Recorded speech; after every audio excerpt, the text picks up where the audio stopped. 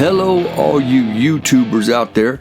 This will be the very first in a series of videos that will go into detail my own personal build on a vision I've had in my head for at least 2 years now. You know, whenever you go into a project, you first have to figure out what you want to build. Is it a race car, a restoration, a hot rod, slam truck? In this particular build, I wanted a few things. I knew I was going to pull a travel trailer. I knew I wanted 4-wheel drive. I also wanted it to have a dually rear end. I knew I wanted something durable. I knew I wanted good power to pull and also not be a super gas hog if possible. I knew I wanted it simple, uncomplicated, and without computers as much as possible. I also wanted to be able to lock up my tools and production equipment. I wanted this rig to be old and cool so I could go into car shows with it. I wanted it to be able to go just about anywhere reliably, and that, my friends, is a tall order. Well, these wants led me down the road of old school buses, Brinks trucks, military ambulances, panel trucks, ice cream trucks, bread trucks, anything I could lock up at night. After much research, I also found that the Cummins engine, specifically with the Bosch P-pump, was a great engine with plenty of torque, fuel economy, and gobs of untapped power if needed. Best of all mechanical, no computers. So after more research, I found that a good way to go would be to use the chassis of a modern truck with the heavy-duty Cummins, a 4x4 dually setup with all the lines run, everything engineered with the parts available over the counter. No cutting into the frame, welding of the cross members, geometry of steering components, etc., etc. I found the 4-wheel drive Dodge 3500 single cab truck from about 94 to 97 with the Cummins engine and a 5-speed was the unicorn I was looking for to donate this drivetrain. The body could actually be shot because I was never going to use it anyway. After many days and nights of looking for this unicorn, the ones I found were pricey. People knew what they had. I also knew that the wheelbase was about 134 inches long on a single cab. After more research, I found the perfect body for my big trailer pulling rig. A 1962 Chevrolet C30 panel truck that had been transformed into a rescue ambulance back in the day by a coach builder. I picked this truck because it had the characteristics I was after. It was a heavy-duty, 1-ton truck and it ran well enough to use right now. And best of all, it had the wheelbase I was looking for at 133 inches. Perfect. I paid exactly $4,500 for this truck. The story of how we picked up this truck in the state of Washington is documented in the first few episodes of the Nationwide Danger Ride, right here on this channel if you want to look it up. After picking up the big C30 and driving the crap out of it, pulling the travel trailer too, another chance look on Craigslist while rolling through Sacramento threw me into a tizzy. There it was, the unicorn I was looking for. A beat-up 95 Dodge 3500 4-wheel drive, dually, single cab. The automatic trans was toasted, so the price was right too. I didn't care about the body, only what was underneath it. I didn't care about the transmission either because I knew I wanted a heavy-duty stick. Now, I never had a diesel before, but luckily my good friend Filthy Rich DeBoss gave some great tips on what to look for on his YouTube channel. When you get into the diesel game, you'll most likely run into this dude. He's a wealth of knowledge. This truck has 458,000 miles on it, which would scare most away. But after checking for blow-by, strange noises, oil leaks, oil pressure, proper title paperwork, and knowing how these Indiana Cummins engines are built to last, I rolled the dice and threw down $2,800 for this rough-looking piece of America. I finally hunted and captured the unicorn. Because I was in Sacramento headed towards LA to film Wrench Wars, I really needed a stash spot for the Dodge.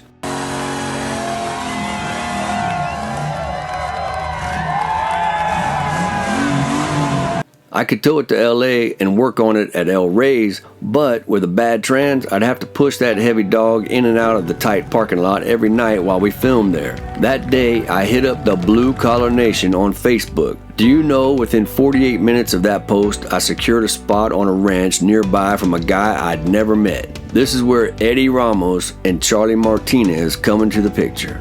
I had the Dodge towed over to the ranch in the pouring rain where I met Eddie for the first time. Class act. Charlie, the owner of the ranch, wasn't even there, but gave his okay to go ahead and drop it off there. Unreal and forever grateful. After filming Wrench Wars, it was time to get back on the build. Charlie said it was okay to use the barn to work on the Dodge if I wanted. I took him up on the offer. We got the old truck into the barn and began the process of converting the old cooked automatic to a stout manual transmission with an overdrive 5-speed. Now the dirty fun begins.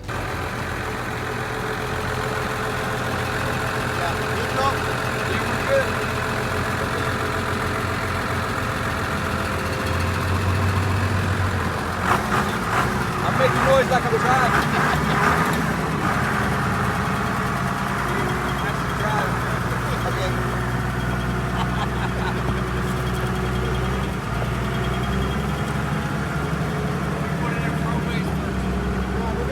Down for, we're going to pull you over here, so pull that way, and then we're going to push it back in.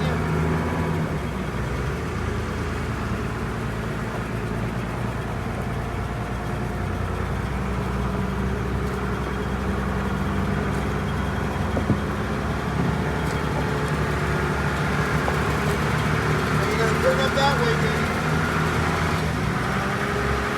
Get a little warmer.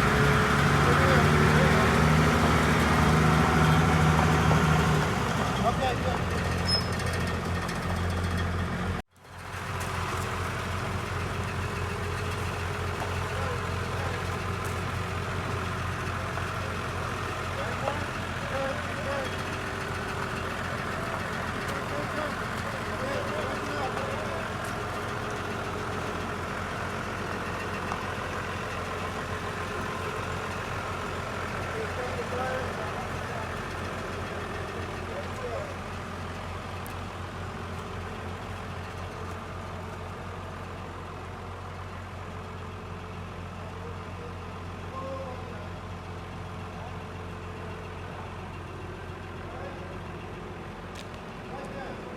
If this old man can do this job on a dirt floor with no air, no lift, and only hand tools, I figure to inspire others to do the same. Here we go. Because I've been asked to go into more depth with these builds, I'll try to give a step-by-step teardown and build process with tools used, bolt sizes, prices, and all the problems that you'll most likely run into if you attempt this particular build. Hopefully, it'll help you like other videos on YouTube have helped me in this process. If you think I'm crazy or I suck or you do it different, that's just wonderful. This is what I have to work with, and this is how I did it. There are certainly better, easier, smarter ways to go about this. I'm no expert, but with the Dodge factory repair manual, a set of gear wrench hand tools, and some PB blaster, I'm going for it. The first thing I did was disconnect the batteries. Then I removed the transfer case. I actually forgot to turn on the camera, but that job requires removing 6 nuts from the rear of the trans and 4 bolts from the rear of the drive shaft at the rear pumpkin and 4 bolts from the front drive shaft where it mounts to the transfer case. Next, I supported the transmission, removed the transmission cross member, and removed the automatic transmission from the truck.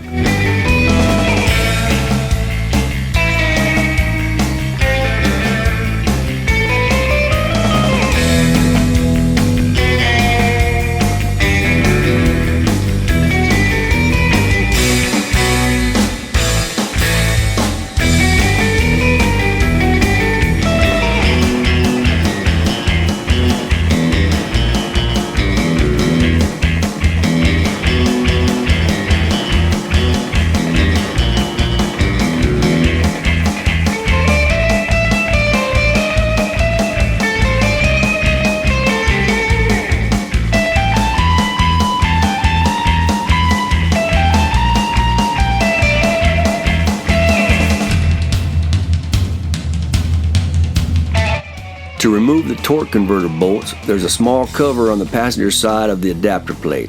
You'll have to remove the 2 bolts to get that cover off. Then you can reach in with an extension to the torque converter bolts. I believe I was able to turn over the engine using the front crank pulley bolts, just a little at a time. The flex plate comes off next. You can now see the damaged adapter plate where it was rubbing. Then the adapter plate. Now we can see the rear of the mighty Cummins. Looks like a fresh rear main seal. No leaks whatsoever, so I'm leaving it alone. After I got the trans out, I found a guy down the road with some other parts I'll be needing. This feller has many a project in his yard, as you can see. He was going to put his Chevy truck on this frame, similar to what I'm up to, but like many projects, never got around to it for one reason or another. We worked for 2 hours, and when we were done, I had an NV4500, transfer case, bell housing, flywheel, clutch, master cylinder, cross member, shifters, and a pedal assembly too. I paid $1,500 for all of it. I also went ahead and sold the Beat 47 RH heavy duty automatic transmission. I took $300 for it. This feller says that these are hard to come by because they use no computer. He planned on putting about $4 to $5 grand into it to make it a super beast. The next thing I did was remove the seats and the nasty old carpet.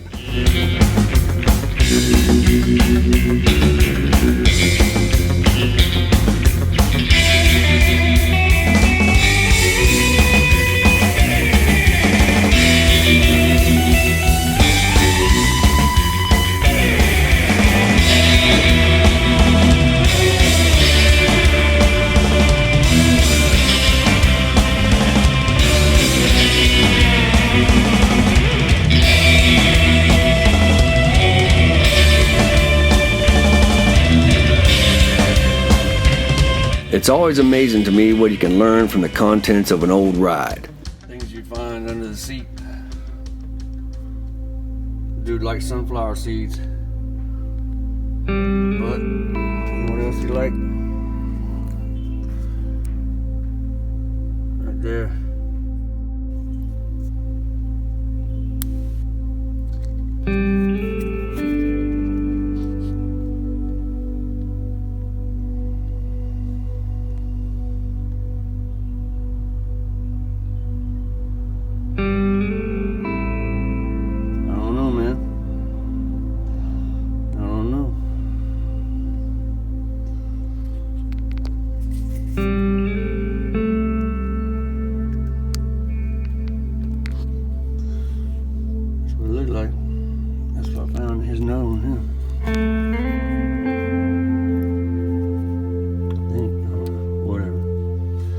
None of my business. So what have we learned today in taking these seats out? Well, we learned that this truck was probably used in farming. Got a lot of hay back here. The dude that had it liked sunflower seeds for sure. From the seats, it looks like he rode solo a lot of times. We did have a partner that messed up this floor a little bit. We know from the seats that he might have been a heavy set dude or short. He rode the seats coming in and out of it. We know that this truck was running from April of 18, so a year ago it was running. He picked up some topsoil with it. He paid $66 or $60 for it. We also know he picked up parts for a gas truck or car. I see spark plugs on there and whatnot. He likes Sara Lee cakes.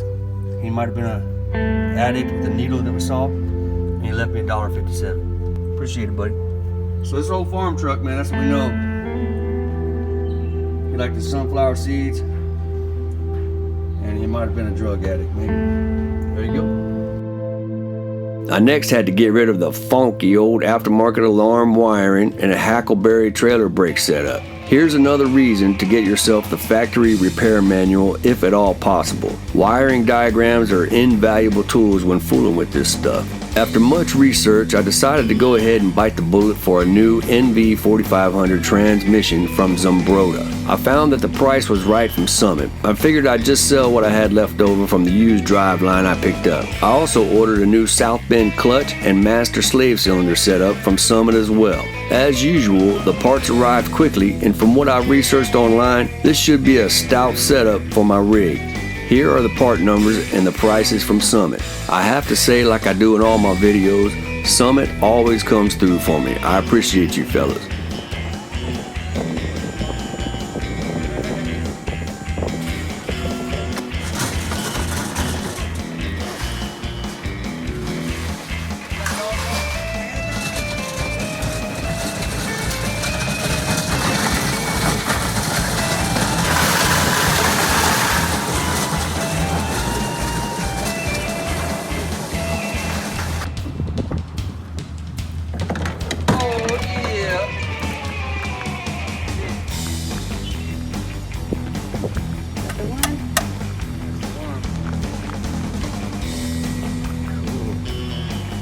I then proceeded to install the used, cleaned up trans adapter plate. I believe the 8 big bolts are 15 millimeter and torqued to 45 foot-pounds. I used a little blue Loctite here. There are 3 small 10 millimeter bolts in the front of the plate on the passenger side for a bracket above. Then I installed the flywheel to the crank. These bolts are torqued to 101 foot-pounds and use a 15 millimeter socket. I used a little bit of red Loctite here. I used my trans mount to hold the flywheel from turning. The clutch was installed at 30 foot-pounds and a 1/2 inch socket and a little bit of blue Loctite.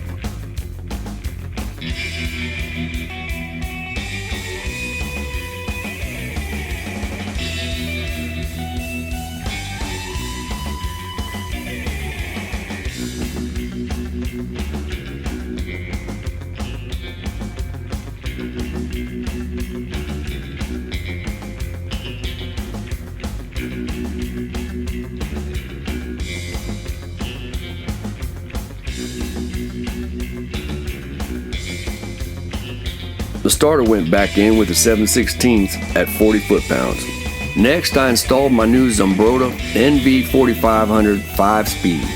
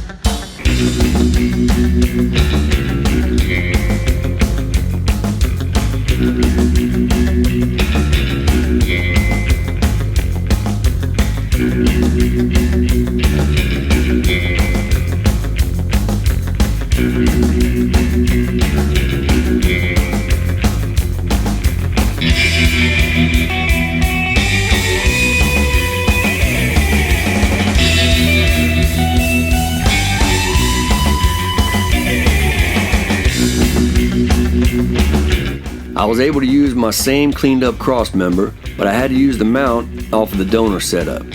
I was worried about the hassles that were mentioned online about the cross member going back in, but in my case, moving the cross member from the rear forward went back in with no trouble at all, and with a few hits of the hammer, it was super easy peasy. Then finally the slave cylinder.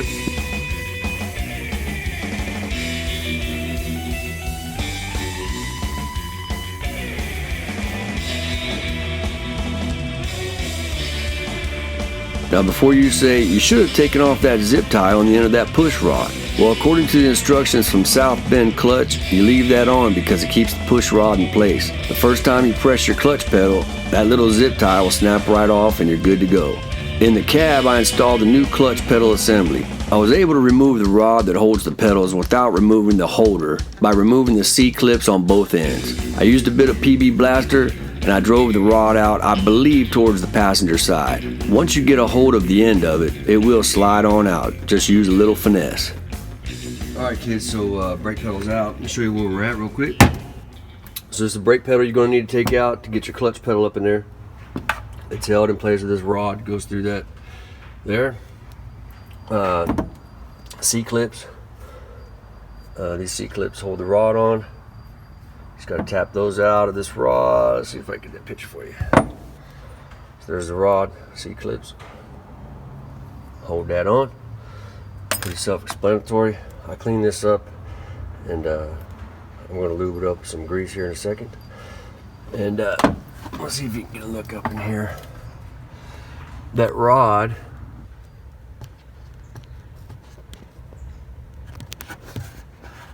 see that hole right there? That's where that rod goes in. That whole pedal assembly hangs out right up in there. So now I want to get the other pedal assembly. The clutch master cylinder has a reservoir with 2 screws that mount it to the firewall. Because this was an automatic, Dodge was kind enough to offer 2 little dimples where those holes would be. I checked my screw size and drilled them out. The reservoir installed nice and easy. The South Bend setup comes completely filled with fluid and ready to go. Super easy. Actually, all these South Bend parts I ordered from Summit went in super nice and easy and really nice quality parts.